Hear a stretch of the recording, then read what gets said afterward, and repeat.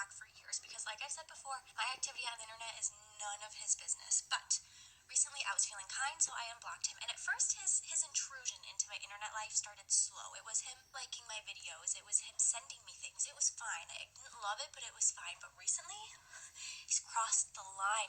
We were chatting this morning, and he just casually looks at me and he goes, I see you followed somebody named Girthmaster.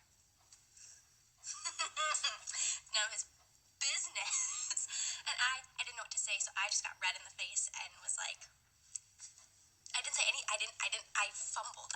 I didn't, and it just, this is my private space. This is my private internet. He's about to get blocked again, I swear to God. All I know is that if my man had me blocked on social media, my feelings could not withstand it. Even if my man watched all my content that popped up on his feed, but he just one time swiped to the next video before the end of my video, my feelings could not withstand it. And I understand having a private space, but isn't it your relationship that's the private space? Not the space between you and your followers or the people that you follow? I don't know, do what you want, but a good rule of thumb, I believe, is that if you wouldn't do it in front of them, you shouldn't do it.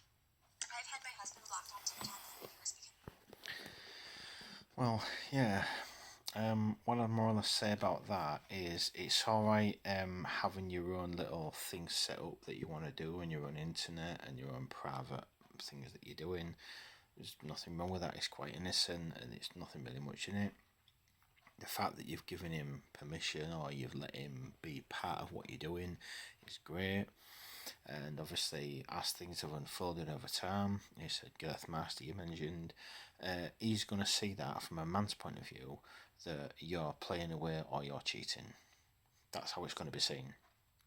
And that will only intensify and grow to be a worse problem. And the more you go red and the more you react to that, the more that's going to look like his fear is correct. You're cheating, you're playing away, you're messing about.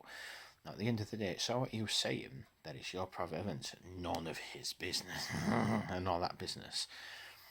If you're in a relationship, okay, if the guy doesn't own you, the guy has got no intention, and the guy has got no right to pry into what you're doing.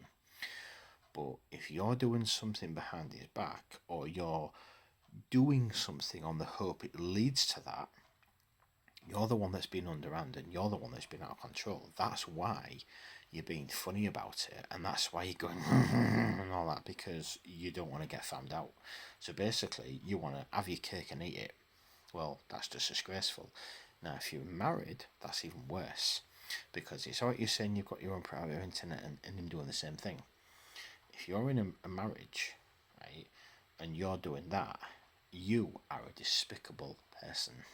Because at the end of the day, all you're doing is setting this guy up for failure. That's all you're doing.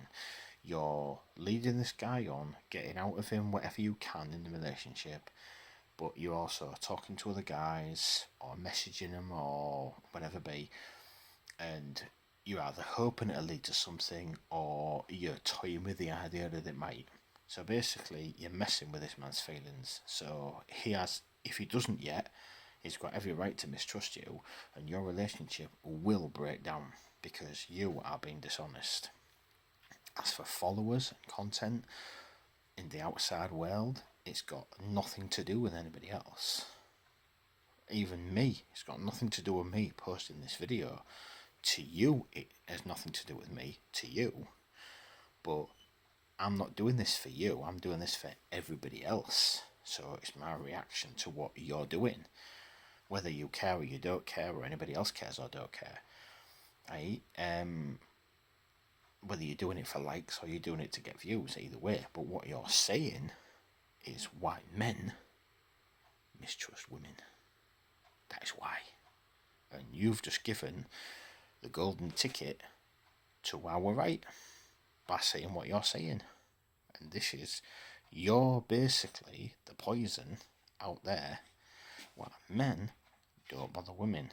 So you're the type of woman that should walk down the street and someone said, oh, look, there's that girl that owns all this, because girls like you are a reason why relationships fail, because you've got someone and you're toying with the idea for fun and you're going, bang out of order.